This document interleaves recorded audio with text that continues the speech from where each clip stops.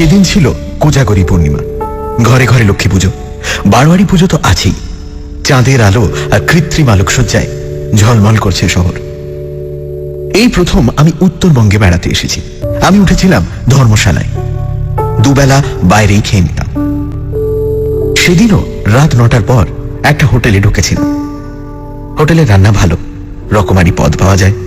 শুক্তো থেকে শুরু করে মাছের মাথা দেওয়া মুগ ডাল, পুঁই ডাঁটার চচ্চড়ি, কপির তরকারি, রুই, পার্শে, ভেটকি, নানা রকম মাছ, ডিমের ডালনা, মাংস, কোনো কিছুই বাদ নেই। একটা ছেলেকে ডেকে ভাত, তরকারি আর পাবদা মাছের ঝোল দিতে বললাম। ঠিক তখনই একজন ঢ্যাঙা মতো লোক আমার টেবিলের সামনে এসে দাঁড়ালেন। ফ্যাকাশে মুখ, দু চোখের তলায় কালি পড়েছে। আমি এখানে বসলে আপনার অসুবিধে হবে কি? আমি বললাম, না না, এটা তো দুজনেরই টেবিল। যদিও একটা পুরো টেবিল দখল করে খাবার সুযোগটা হাতছাড়া হলো বলে মনে মনে আমি একটু ক্ষুণ্ণ হলাম। ভদ্রলোক আমাকে ধন্যবাদ জানিয়ে চেয়ার টেনে বসলেন। তারপর একটু ইতস্তত করে বললেন, আপনাকে এখানে আগে কখনো দেখিনি তো, বেড়াতে এসেছেন? হ্যাঁ, আমি জবাব দিলাম। কলকাতা থেকে? আমি ঘাড় দোলালাম। আমার বাড়িও কলকাতায়।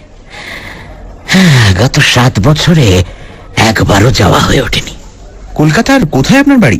আমি ভদ্রতার খাতিরে জিজ্ঞেস করলাম। ভবানীপুরে, কালীমোহন ব্যানার্জি লেনে। ও, ওই যে ইন্দিরা সিনেমা আছে না? আরে, আমিও তো ওখানেই থাকি, প্রিয়নাথ মল্লিক রোডে। আপনার কোন বাড়ি? দেশগাঁয়ের লোকের সঙ্গে বাইরে কোথাও দেখা হলে খুব তাড়াতাড়ি যেমন সংকোচ কেটে যায়, ব্যক্তিগত প্রশ্ন এসে পড়ে, আমাদেরও তাই হলো। কথায় কথায় দুজনের পরিচিত কয়েকজনের নামও বেরিয়ে পড়ল। ভদ্রলোকের নাম বীরেশ্বর রায়। আমি জিজ্ঞেস করলাম, আপনি কলকাতা ছেড়েছেন 7 বছর, তাই বললেন না? হ্যাঁ, এখানে আছি 2 বছর। তার আগে 1 বছর আমি একটা চা বাগানের ম্যানেজার ছিলাম। সে তো খুব ভালো চাকরি, আমি না বলে পারলাম না। শুনেছি রাজারহালে থাকা যায়, তো সেই চা বাগান কি বন্ধ হয়ে গিয়েছিল? না, আমি ছেড়ে দিয়েছি। সে কি, কর্তৃপক্ষের সঙ্গে মনোমালিন্য হয়েছিল বুঝি? তাও না। ভদ্রলোক কয়েক মুহূর্ত চুপ করে রইলেন, তারপর বললেন, আপনাকে সব খুলে বলছি, মানে কাউকে না বললে আমার মন হালকা হবে না। সবাইকে সবকিছু বলা যায় না, কিন্তু আমার মনে হচ্ছে আপনি আর সবার মতো নন, সহানুভূতিশীল মানুষ। বিশেষ করে আপনি আমার পাড়ার লোক। আপনাকে বলতে আমার আপত্তি নেই, অবশ্যই আপনার যদি শুনতে আপত্তি না থাকে। মোটেই না, আমি হেসে বললাম। হাঁড়িতে চাল ফুটছে, ভাত না হওয়া পর্যন্ত গল্প করে কাটানো যাবে। আমি যা বলবো তা কিন্তু একটি ঘটনা, যাকে আপনারা বলেন অলৌকিক, তেমন কিছু। আমি কিছু বলার আগেই একটা ছোকরা এসে ভদ্রলোকের খাবার অর্ডার নিয়ে গেল। তিনি শুধু ভাত আর মাংসের কথা বলে দিলেন। এখান থেকে মাইল 30 দূরে একটা চায়ের বাগানে আমি ম্যানেজারের চাকরি পেয়েছিলাম। ভদ্রলোক শুরু করলেন, আমার স্বাস্থ্য খুব ভালো ছিল, একসময় খুব মারদাঙ্গা করতাম, সাহসের অভাব ছিল না। সেটাই ছিল আমার ফার্স্ট কোয়ালিফিকেশন। চায়ের বাগানে কুলি মজুরদের নিয়ে কাজ, ম্যানেজারকে অনেক রকম সমস্যার মোকাবিলা করতে হয়। আপনি যা ভাবছেন তেমন পায়ে পা দিয়ে সুখের চাকরি নয়। শক্ত মানুষ না হলে টিকতেই পারবে না। রাত 8টার মধ্যেই আমি শুয়ে পড়তাম। সারাদিনের খাটাখাটুনির পর গাঢ় ঘুমে ডুবে যেতাম। সেদিন হঠাৎ ঘুম ভেঙে গেল।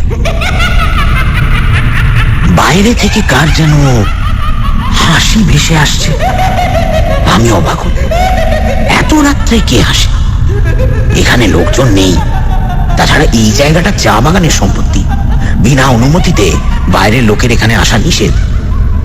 আমি বিছানা ছেড়ে উঠলাম, টর্চটা হাতে নিয়ে বাইরের বারান্দায় এসে দাঁড়ালাম। বাইরে চাঁদের আলোর যেন বন্যা বয়ে যাচ্ছে। তখনই আবার সেই হাসিটা ভেসে এল। কে কে? আমি বারান্দা থেকে নেমে পড়লাম। চারিদিকে খুঁজলাম, কিন্তু কাউকে দেখতে পেলাম না। হাসিটা যেমন হঠাৎ শুরু হয়েছিল তেমন হঠাৎই বন্ধ হয়ে গেল। আমি চিন্তিত মনে ঘরে ফিরে গেলাম। ঘড়িতে দেখলাম 10:15। পরদিন আমার কাজের ছেলেটাকে জিজ্ঞেস করলাম রাত্রে সে কারো হাসি শুনেছে কিনা। সে বলল শুনিনি। আমি ভাবলাম কুলি মজুরদের কেউ হয়তো নেশা করে কাছাকাছি কোথাও এসেছিল, তার হাসি শুনেছি। ব্যাপারটা আমি মন থেকে মুছে ফেললাম। আমার কাজকর্মে মালিক পক্ষ খুব খুশি। একটা চিঠিতে সে কথা জানাতে তারা কার্পণ্য করলেন না। আমার ভবিষ্যৎ যে উজ্জ্বল সেটা বুঝতে আমারও বাকি রইল না। আরো 1 মাস কেটে গেল। আবার এলো পূর্ণিমা। সেদিন রাত্রেও আমার ঘুম ভেঙে গেল।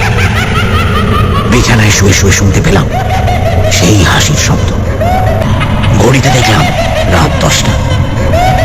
একটা মোটা লাঠি আর টর্চ নিয়ে আমি বেরিয়ে পড়লাম, কিন্তু কাউকে খুঁজে পেলাম না। আগেরবারের মতো এবারও হাসিটা হঠাৎই বন্ধ হয়ে গেল। ব্যাপারটার কোনো ব্যাখ্যাই আমার মাথায় এলো না। শুধু বুঝলাম পূর্ণিমার রাত ছাড়া ও হাসি শোনা যায় না। পরদিন ছোকরাকে জিজ্ঞেস করে জানলাম সে কোনো হাসি শব্দ শোনেনি। আমার কথার জবাব দেবার সময় সে অদ্ভুতভাবে আমার মুখের দিকে তাকাচ্ছিল। বুঝতে পারলাম ও মনে করছে আমার মাথায় কিছু গন্ডগোল হয়েছে, তাই ওকে আর ঘাঁটালাম না। পরের পূর্ণিমার রাতেও সেই একই ঘটনা ঘটল। এবার আমি কান চেপে শুয়ে রইলাম। আর কেউ ওই বিদঘটে হাসি শুনতে পায় না কেন তা আমার বোধগম্য হলো না। একবার মনে হলো আমি কি স্নায়বিক পীড়ায় ভুগছি, কিন্তু সেই চিন্তা আমি মন থেকে উড়িয়ে দিলাম। পরের পূর্ণিমায় আমি আর শুয়ে থাকতে পারলাম না। হাসির রহস্যটা আমাকে জানতেই হবে, নইলে আমি হয়তো পাগল হয়ে যাব। সেদিন রাতে ইচ্ছে করেই আমি জেগেছিলাম। তাই হাসি শুরু হতে বিছানা ছেড়ে দিক লক্ষ্য করে আমি ছুটলাম। হাসিটা হঠাৎ বন্ধ হয়ে গেল। ততক্ষণে আমি পৌঁছে গেছি সেই পুরো বাড়িটার কাছে। এবার বুঝতে পারলাম হাসিটা আসে ওই বাড়ি থেকে, কিন্তু ওটা পরিত্যক্ত। কেউ থাকে বলে শুনিনি, কাউকে চোখেও পড়েনি। তবে কি রাতে দুষ্টু লোকেরা ওখানে এসে জড়ো হয়? চোরাইকার বাড়িতে একটা গোপন আড্ডা? বাড়ির সব জানলা দরজা বন্ধ। সদর দরজায় বড় এক তালা। ভেতর থেকে ক্ষীণ আলোর রেখাও চোখে পড়ছে না। আমি কি করব মনস্থির করতে না পেরে ফিরে এলাম।